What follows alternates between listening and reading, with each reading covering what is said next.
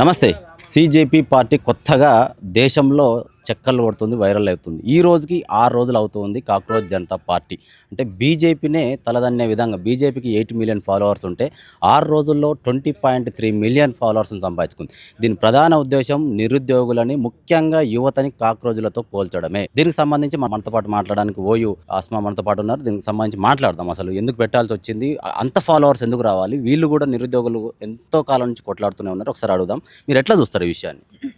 ఇది ఎట్లా చూస్తామంటే ఈ విప్లవం అయితే ఆదర్శమే, నేను కాదనట్లేదు. ఈ విప్లవం ఆదర్శంగా తీసుకోవాలి, ఈ జెన్జీ ఆదర్శంగా తీసుకోవాలి. కానీ నేను అడిగేది ఏంటంటే, ఎంతసేపటికి తెలంగాణ యువత, తెలంగాణ నిరుద్యోగులు ఈ పక్క రాష్ట్రంలోని పక్క దేశాల్లోనే ఆదర్శంగా తీసుకుంటారా? మీరు మాత్రం అలర్ట్ అవ్వరా? మీరు చైతన్యవంతం అవ్వరా? ఎందుకు? ఎక్కడనో పుట్టిన సీజేపీ, ఎక్కడనో గెలిచిన తమిళనాడు సీఎం ఈ స్టేటస్లే పెట్టుకొని బతుకుతారా? ఇక మన మనోళ్ళు ఎలాంటి చైతన్యం ఉండదా? ఉద్యోగాలు వస్తలేవు, నీళ్లు నిధులు అని తెచ్చుకున్న తెలంగాణలో అసలు ఏమిటికి అన్నిటికీ కొరతనే ఉంది. అయినా సరే స్పందించకుండా నిద్రావస్థలో ఉన్న యువత మీరు ఎప్పుడు మేల్కోవాలి? మీకోసం మీరు ఎప్పుడు కొట్లాడాలి? ఇప్పుడు సోషల్ మీడియా వారు కాబట్టి ఇన్స్టా ఓపెన్ చేస్తారు, ఫాలో కొడతారు, ఫేస్బుక్ ఓపెన్ చేస్తారు, ఫాలో కొడతారు. సరే, ఇట్లా వాళ్ళు సోషల్ మీడియా ఉద్యమం చేస్తున్నారు, యాక్సెప్ట్ చేద్దాం. ఇప్పుడు తెలంగాణలో ఎవ్వరు కూడా సోషల్ మీడియా ఉద్యమాలు చేయట్లేదా? మేమంతా పిచ్చోళ్ళ లెక్కలా కనిపిస్తున్నామా? ఇక్కడ ఫిజికల్గా సోషల్ మీడియాలో ఇంత ఉద్యమాలు చేస్తున్నాము, మీకోసమే చేస్తున్నాము. కానీ మీరు ఇక్కడ బయటికి రారు. కానీ పక్క రాష్ట్రాల్లో గెలిచే సీఎంలు అంటే మీకు అంత మోజు, మీకు అంత ఇష్టం. ఇప్పుడు వాళ్ళ గురించి ఆలోచించేంత టైం మీకుంది, కానీ మీ గురించి ఆలోచించుకునేంత టైం మీకు లేదు. ఎందుకింత? అసలు మీరేనా తెలంగాణ రాష్ట్రం కోసం పోరాడింది? మీరేనా తెలంగాణ ఉద్యమాలు చేసింది? నాకు డౌట్ వస్తుంది ఇప్పుడు. ఎందుకంటే ఎంత చెప్పినా, ఎంత మోటివేట్ చేసినా బయటికి రారు. ఉద్యోగాలు లేకపోయినా పర్లేదు, కానీ వీళ్ళు మాత్రం ఆ కుర్చీలలో కూర్చొని అట్లే చదువుతూ ఉంటారు, కానీ బయటికి మాత్రం రారు. మాకొద్దా ఉద్యోగాలు? మాకొద్దా? మరి మేము ఎందుకు వస్తున్నాము? మీ అందరి కోసం మేము బయటికి వస్తే ఆ 10 మందిమే నిందలు పడుకుంటా, 10 మందిమే నిందలు భరిస్తూ ఉంటే మీరు మాత్రం అక్కడ జెన్జీ వచ్చింది, జెన్జీ బ్యాచ్ అక్కడ అలర్ట్ అవుతుంది. మీరేం చేస్తున్నారు? మీ పౌరుషం ఎక్కడ పోయింది? తెలంగాణ బిడ్డలం కదా, ఎక్కడ పోయింది? కొట్లాట మన రక్తంలోనే ఉంది. మరి ఇప్పుడెందుకు నిద్రపోతున్నారా? మీరు ఎప్పుడు మేల్కోవాలి అసలు? నేను మా తెలంగాణ యూత్కి అడుగుతున్నా ఈ విషయం. తెలంగాణ యూత్ అంటే జెండాలు ఎత్తిరంటే పాతదాకా వదలరు అని చెప్పేసి పక్క రాష్ట్రం వాళ్ళు, పవన్ కళ్యాణ్ లాంటి వాళ్ళే మనల్ని పొగుడతారు. వాళ్ళ రాష్ట్రంలో కూడా మనల్ని తెలంగాణ బిడ్డల్ని పొగుడతారు. అంత పొగిడించుకున్న తర్వాత కూడా మీరెందుకు? మీ బ్లడ్ ఉడుకుతలేదా? మీ రక్తం ఉడుకుతలేదా? అంటే ఇప్పుడు జనరల్గా తెలంగాణ రాష్ట్రంలో ఓయూ స్టూడెంట్స్ అంటే ఉద్యమాల గడ్డ, ముఖ్యంగా తెలంగాణను ఉద్యమాల గడ్డగా మనం తీసుకుంటాం. అలాంటిది నిరుద్యోగులను కావచ్చు, యువతని కావచ్చు, ఒక సుప్రీంకోర్టు జస్టిస్ కాక్రోజులాగా చూస్తున్నారంటే ఎక్కడనో అభిజిత్ దీప్కే పెట్టినటువంటి దానికి అంటే ఆయనకే పౌరుషం వచ్చింది, ఆయననే పెట్టిండు, ఆయనకే ఫాలోవర్స్ పెట్టారు. అంటే తెలంగాణ అంటే ఉద్యమాల గడ్డ. అలాంటిది మీరు నిరుద్యోగులు ఇంతగానం కొట్లాడుతున్నా కూడా మీకు ఒక ఫాలోయింగ్ కావచ్చు, గవర్నమెంట్ నుంచి మీకు సపోర్ట్ కావచ్చు, ఎందుకు రావట్లేదు అంటే ఏం చెప్తారు మీరు? అదే దౌర్భాగ్యం. నేను అదే చెప్తున్నా కదా, మనోళ్ళు మనకు సపోర్ట్ చేయరు, పక్క రాష్ట్రం వాళ్ళకి సపోర్ట్ చేస్తారు. ఇప్పుడు అదే సోషల్ మీడియాని మనోళ్ళు అందరు వాడుతున్నారు. మరి మమ్మల్ని ఫాలో కొట్టొచ్చు కదా, ఎవరెవరైతే పోరాడుతారో వాళ్ళని ఫాలో కొట్టొచ్చు కదా. ఆయన పెట్టింది మాత్రమే సరే, ఇక్కడ పేరు అట్రాక్టివ్గా మీకు అనిపించింది, అక్కడ ఆయన బొద్దింకలు అన్నందుకు, ఈ బొద్దింక పార్టీ పెట్టినందుకు మీకు నచ్చింది, మీరు ఫాలో కొట్టిరు. బట్ నేనైతే ఇప్పటిదాకా ఫాలో కొట్టలేదు. ఎందుకంటే నేను తెలంగాణ బిడ్డని. నా తెలంగాణలోనే నాకు కొత్త పార్టీ కావాలి, పక్క రాష్ట్రాల పార్టీలు నాకు అవసరం లేదు. నా తెలంగాణలో నా తెలంగాణ బిడ్డల కోసం, నా తెలంగాణ నిరుద్యోగుల కోసం ఒక కొత్త పార్టీ వస్తే ఆహ్వానిస్తా తప్ప, మేమేమన్నా నిరుద్యోగులం పార్టీ పెడితే నేను ఆహ్వానిస్తా తప్ప ఇలాంటి ఇతర రాష్ట్రాల పార్టీలను నేనైతే సమర్థించను. నేను నా తెలంగాణ బిడ్డలు ఏమైనా చేస్తే నేను సపోర్ట్ చేస్తాను. ఇప్పుడు వాళ్ళు పెట్టిన మేనిఫెస్టోలో కూడా కావచ్చు, సుప్రీంకోర్టు జడ్జిలు ఎవరైనా సరే ఒకవేళ రిటైర్మెంట్ అయిన తర్వాత వాళ్ళకు రాజ్యసభలో ఎలాంటి సీట్లు కూడా కేటాయించబడవు, అలాగే హక్కుని ఏదైతే ఓటు హక్కు ఉంటుందో దాన్ని దుర్వినియోగం చేస్తే కూడా ఊరుకునేది లేదు అని చెప్పేసి కూడా వాళ్ళు పెట్టిన మేనిఫెస్టోలో ఉంది. ఒకవేళ మీరే కనుక ఇదే విషయం కనుక మీరు ఒకవేళ ఏదన్నా మళ్ళీ ఇన్స్టా పేజే కావచ్చు, సోషల్ మీడియా ఒక వారియర్ అనేది మీరు ముందుకు వస్తే కనుక ఎలాంటి మేనిఫెస్టోలు మీరు ఏమేమి పెట్టబోతున్నారు ఒకవేళ ఫ్యూచర్లో ఇలాంటిది ముందుకు తీసుకురావాలంటే? మేమైతే ఇప్పటి వరకు మన అన్ని పార్టీలు పెట్టిన మేనిఫెస్టోలో అన్ని ఉచితాలే పెట్టిరు. ఈ ఉచితాలు వద్దు మాకు. మేము పెట్టే మేనిఫెస్టో ఏదైతే ఉంటుందో, నిజంగా మేము కన్నా పార్టీ పెట్టాలనుకుంటే ఈ ఉచితాలు మాత్రం అస్సలు ఉండవు. ఖచ్చితంగా మనం అన్నిటికీ పన్ను చెల్లించాల్సిందే. అది ఎలాంటి పన్ను అంటే మనం కట్టుకునేంత పన్నే, అధిక పన్ను కాదు. అధిక పన్ను వసూలు చేయొద్దు.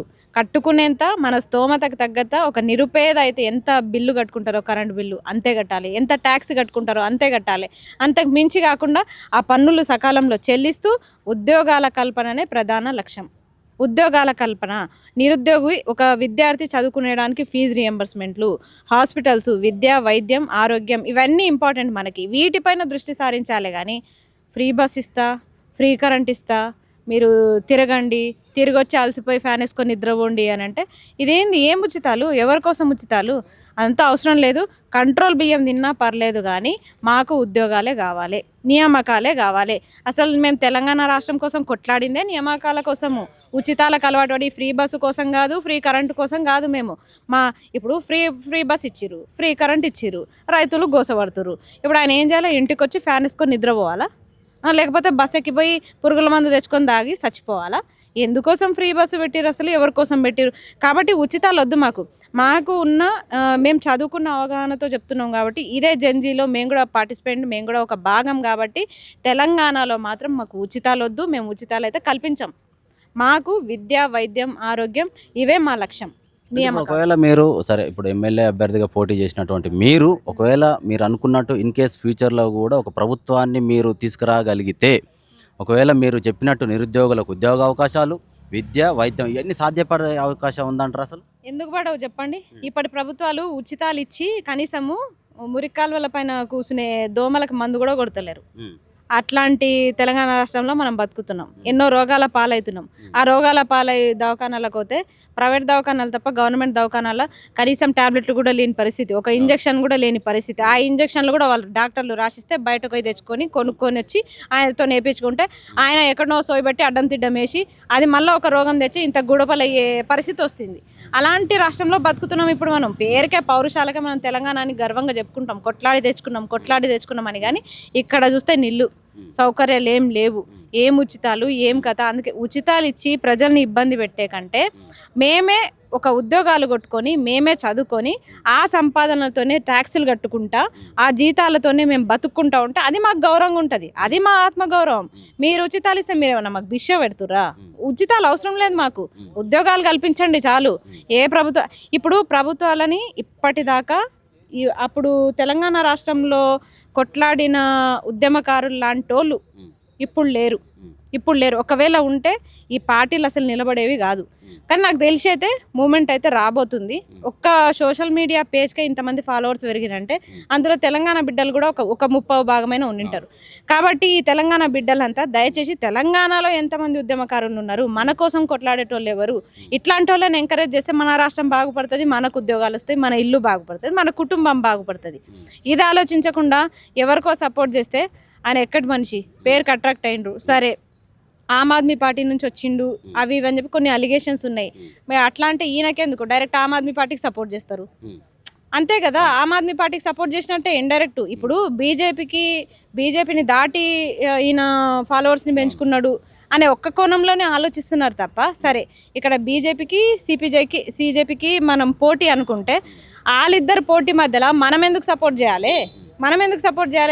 మీకంత బీజేపీ వ్యతిరేకమైతే తెలంగాణ రాష్ట్రంలో బీజేపీ ఉందా? ఏమన్నా బీజేపీ ఉందా? బీజేపీని అసలు గెలవనీయం మనం. అలాంటిది ఇప్పుడు ఈ బీజేపీ మీద కోపంతో మీరు ఇంతమంది వాళ్ళకి ఫాలో అప్ కొట్టడం వల్ల తెలంగాణకి లాభం ఏంది? అంటే మీరు ఇప్పుడు ఇంతమంది ఫాలో చేశారు కదా, ఇప్పుడు అంటే వాళ్ళని ప్రభుత్వాలను ప్రశ్నించాలి, యువత ముఖ్యంగా సంస్థల మీద పోరాడాలి, మనకున్న హక్కులను కాపాడుకోవాలనేది వాళ్ళ ప్రధాన ఉద్దేశంగా చెప్తున్నారు. అంటే ఇప్పుడు ఇంతమంది వాళ్ళు అంటే ఇన్ని లక్షల మంది ఉన్నారు దేశవ్యాప్తంగా చూసుకుంటే. మన తెలంగాణ రాష్ట్రంలో 30 లక్షలకు పైగా నిరుద్యోగులు ఉంటారని చెప్పేసి మీరు ఎన్నో సందర్భాలు చెప్పారు. అలాంటిది దేశం మొత్తం మీద చూసుకుంటే ఎన్ని కోట్లలో ఉంటారో ఆలోచించుకోవచ్చు. అలాంటిది ఇంతమంది వాళ్ళని అభిజిత్కి పెట్టిన దానికే ఫాలో కొట్టడానికి మీరు ఏం చెప్తారు? మెయిన్ ఒక రీజన్ చెప్పండి. చెప్తా అంటే ఇక్కడ నిరుద్యోగులు మాకు ఒక మాట చెప్పాలి. ఇప్పుడు నా పేజ్ కూడా చాలా మందికి తెలుసు. మీరు నిజంగా మీరేమనుకుంటారో నిర్భయంగా చెప్పండి. సోషల్ మీడియా యుద్ధాలు చేద్దాం. ఆ ఫాలోవర్స్ ఏదో తెలంగాణ ఉద్యమకారులు లేరా? నాకు కొట్టమని కాదు, మస్తు మంది ఉన్నారు నిరుద్యోగులు కొట్లాడేటోళ్ళు.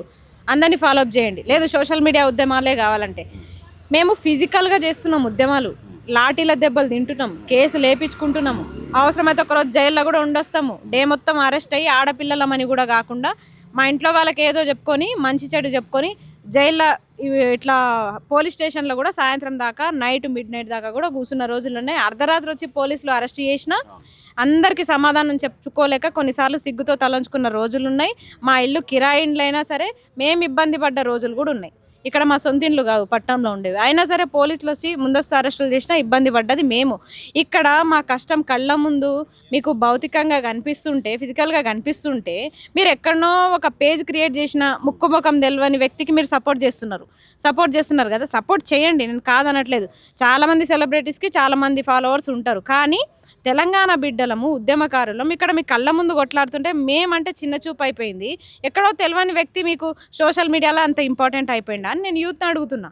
మీరు చెప్పండి. లేదు సోషల్ మీడియా యుద్ధాలే చేద్దామంటే మస్తు కెమెరాలు ఉన్నాయి, మీడియా కూడా మస్తు సపోర్ట్ చేస్తుంది మాకు, కెమెరాల ముందే మాట్లాడదాం. భౌతికంగా వద్దు, మనం ఎలాంటి ముట్టడిలు పెట్టుకోవద్దు, మనం ఎలాంటి రస్తారోకోలు పెట్టుకోవద్దు, ఎలాంటి ధర్నాలు పెట్టుకోవద్దు, ఎలాంటి వినతి పత్రాలు ఇచ్చుకోవడం, ఇలాంటి ఫిజికల్ యుద్ధాలు వద్దిగా డైరెక్ట్ ఇలాంటి పోరాటాలు లేకుండా సోషల్ మీడియా యుద్ధాలే చేద్దాం. మరి సోషల్ మీడియా యుద్ధాలు చేస్తేనే గెలుపు సాధ్యమా చెప్పండి. అంటే ఒక తమిళనాడులో అయినట్టు ప్రతి రాష్ట్రంలో అవుతుందని అనుకుంటున్నారా? సరే, సోషల్ మీడియా అనేది మనం ఏమన్నా మన భావం చెప్పడానికి అన్ని వేళలా తోడుండే ఒక ప్లాట్ఫామ్. సరే, దానికి నేను ఒప్పుకుంటా. కానీ అన్ని పనులు సోషల్ మీడియాలోనే అవ్వవు. ఇప్పుడు మీరు పోయి ఒక ఆఫీసర్ని కలవాల్సి ఉంటుంది, సోషల్ మీడియాలో ఇచ్చేయలేము కదా. మనం వినతి సోషల్ మీడియాలో ఇవ్వలేము కదా. ఆడ ఇచ్చినట్టు ఒక ఫోటో పెట్టుకోగలుగుతాం మా అంటే. ప్రత్యక్షంగా అయితే కలవాల్సింది అక్కడనే కదా, ఒక బోర్డుకి వెళ్ళి కలవాల్సింది అక్కడనే. అలాంటివన్నీ కొన్ని సిస్టమ్స్ ఉంటాయి. దేని పని అదే చేస్తుంది. మీడియా చేసే పని మీడియా చేస్తుంది, ఫిజికల్గా అక్కడ అయ్యే పనులు అక్కడైతాయి.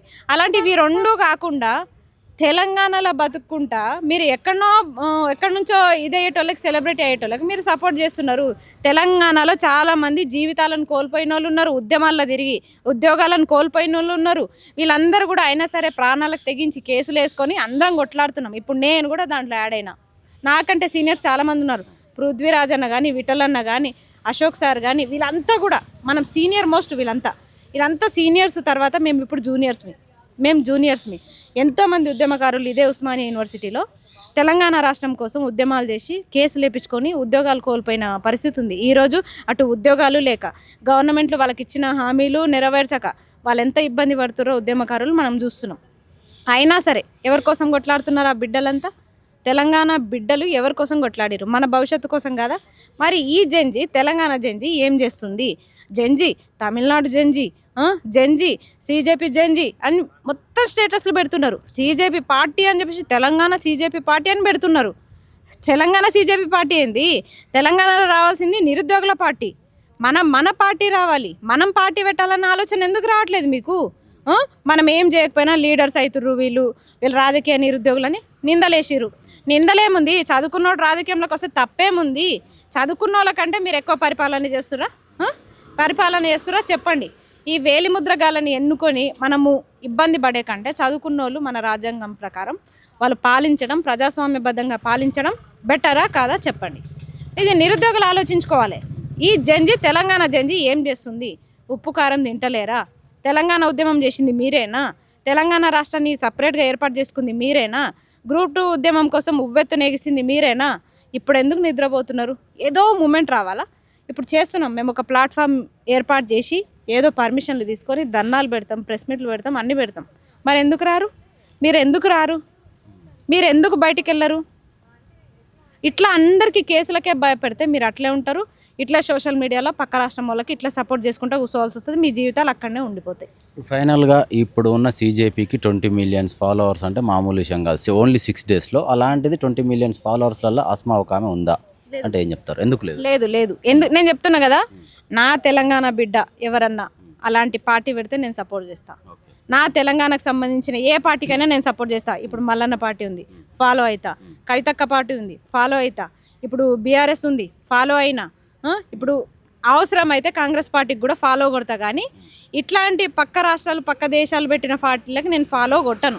ఇప్పటిదాకా కొట్టలేదు. నేను ఓపెన్గా చెప్తున్నా, కొట్టను కూడా. ఎందుకంటే మన రాష్ట్రం నుంచి కాకపోవడమేనా? అట్లే అర్థం చేసుకోవాలి. అంతే కదా. ఇప్పుడు మన రాష్ట్రంలో ఉన్న నిరుద్యోగ యువత నిద్రపోతుంది, వాళ్ళని మేల్కొల్పడమే మా పని. ఫస్ట్ ఆఫ్ ఆల్ ఇన్ని ఉద్యమాలు చేస్తున్నాము. ఎవరో పక్క రాష్ట్రం వాళ్ళు మా కష్టాన్ని తన్నుకుపోతే మేము ఎట్లా ఊరుకుంటాము?